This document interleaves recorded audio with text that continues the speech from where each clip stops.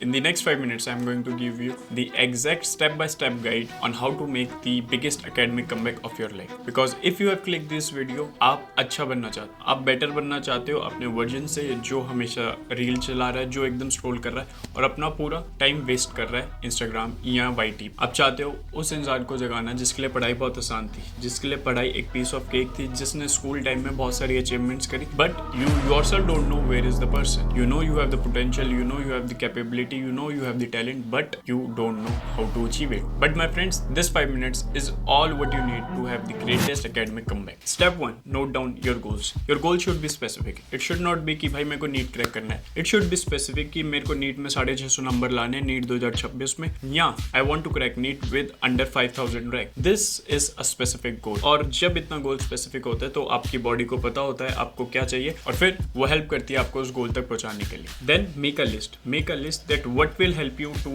go towards this goal, and make a list that what are the things you are doing currently that is shifting your focus कि आपको वो गोल पे नहीं जाने दे रहा. Second step है eliminations. Eliminate all those things which you are currently doing और जो contribute नहीं करती आपको उस गोल तक पहुंचने के लिए. Because at the end there are just two things, you and your goal. None of the other things just matter. Eliminate all the things, be your friends जो negative people है, जो आपकी एनर्जी ड्रेन करते हैं, जो आपको बताते हैं बोलते हैं ड्रिंक करने चलना है, स्मोक करने चलना है. All these things which are above your age. All these neighbors, all the relatives जो तुमसे पूछते हैं बस इस बार भी नहीं हुआ, इस बार नहीं हुआ, नहीं. 4 महीने आपका गोल और कुछ भी नहीं. Block all the friends, block all the relatives which drain your energy, and keep all the friends जो आपको पुश करते हैं, आपको बोलते हैं कि मेरी वीडियो देख लो, आपको बोलते हैं कि टेस्ट दे देते हैं, आपको बोलते हैं रिवीजन कितना करा, आपको एक्टिव रिकॉलिंग करते हैं, आपके साथ एनसीईआरटी डिस्कस करते हैं, आपके साथ पीवाईक्यू डिस्कस करते हैं, आपके साथ नए नए मेथड्स डिस्कस करते हैं कि जिससे आप बेटर बन सको अपनी प्रिपरेशन में, जो आपको हेल्प करते हैं एक बेटर इंसान बनने में. The next step is take control of your life. देखो डेज आर गॉन जहाँ आपने सिर्फ एक बैच में एनरोल हो गए और आपने अपना पूरा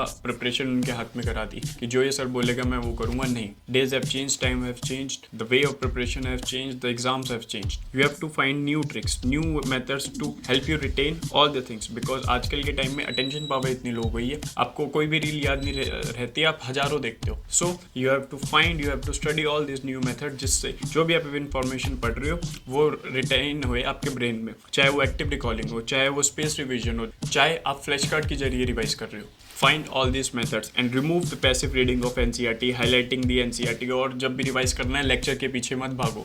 You have to revise, you have to find the weak areas, and that's how you will do a comeback. The next step, find why you are not getting the marks. बहुत सारे बच्चे बोलते हैं हमारा सिलेबस कंप्लीट है पर marks नहीं आ रहे, तो वो ढूंढेगा कौन? आप ही ढूंढोगे. देखो एनालाइज करो आपने जितने भी मॉक टेस्ट अभी तक दिए, जितना भी प्रैक्टिस करा है कि कौन से टॉपिक है जो मैं बार बार गलत कर रहा हूँ, कौन से टॉपिक है जहाँ से मेरे को क्वेश्चन आता है और मैं अप्लाई नहीं कर पा रहा, कौन से टॉपिक्स है जो मैंने अभी तक पढ़े नहीं है. इनकी लिस्ट बनाओ. जब तक आपको अपनी प्रॉब्लम्स नहीं पता होगी आप सॉल्यूशन नहीं बना पाओगे. जब आपके पास ये लिस्ट तैयार है, now you have all the resources at your just finger tips. अच्छी पीवाईक्यू बुक, अच्छे रिसोर्सेज और ऑल द एनालिसिस. देखो कौन से चैप्टर ऐसे हैं जिससे क्वेश्चन आता ही आता है. अपनी ये प्रिपरेशन लिस्ट से मैच करो ये हाई यील्डिंग चैप्टर्स की लिस्ट और फिर देखो अब आपको क्या पढ़ना है. ऐसे एक स्मार्ट स्टडी प्लान होती है, ये नहीं कि सुबह उठे और कुछ भी पढ़ ली. और यही सेम चीज और यही लॉजिक हमने अप्लाई करा हुआ है अपनी ऐप लंजी में, जिसका एक वीकनेस डिटेक्टर है, जिसमें आप जाते हो और वहाँ पे अपने टॉपिक्स और अपने चैप्टर्स को एक स्कोर देते हो, जिसे कहते हैं कॉन्फिडेंस स्कोर. वो होता है कि अगर अभी इस टॉपिक से एक क्वेश्चन आता है तो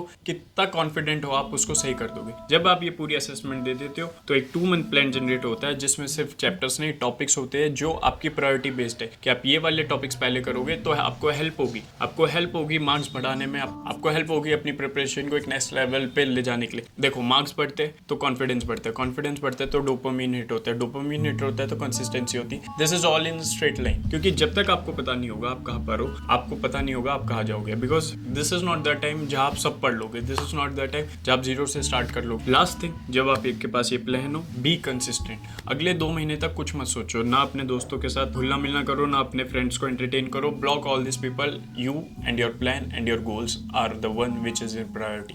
आपको करना क्या है, 2 महीने एकदम डिसअपियर हो जाओ। आपको डेली गोल्स बनाने, आपको मंथली गोल्स बनाने, आपको वीकली गोल्स बनाने। आपको पता होना चाहिए आज मेरे को क्या कंप्लीट करना है, आपको पता होना चाहिए इस हफ्ते मेरा क्या रूटीन है और मेरे को क्या खत्म करना है, आपको पता होना चाहिए एक महीने में आपको क्या खत्म करना है। Because until and unless you don't have a picture, you can't see your goals, you will not finish them. और जब आप गोल्स अपने टिक करोगे तो आपको एक डोपामाइन हिट होगा। That's what makes you consistent. Last thing my boys, you have to understand, you want a result in 4 months। जो एक बच्चा 2 साल से प्रिपेयर कर रहा है और उसको भी एक रिजल्ट चाहिए। Your hard work should be 5 times that person. So आपको पता है action is equals to reaction. तो भाई 2 साल के बच्चे ने एक्शन दिया, आपको वो 4 महीने में करना है। 10 घंटे पढ़ो, 12 घंटे पढ़ो, फोकस के साथ पढ़ो। आप पढ़ रहे हो तो उसका एक आउटकम होना चाहिए कि भाई आज मैं पढ़ूंगा तो ये आउटकम चाहिए। कुछ भी अंधाधुन मत पढ़ो। सी आई एम बिल्डिंग लंची, जिसका एक ही मोटिव था कि I want to integrate mental wellness with academics for student like you, ताकि आपकी प्रिपरेशन स्ट्रेस फ्री हो। बट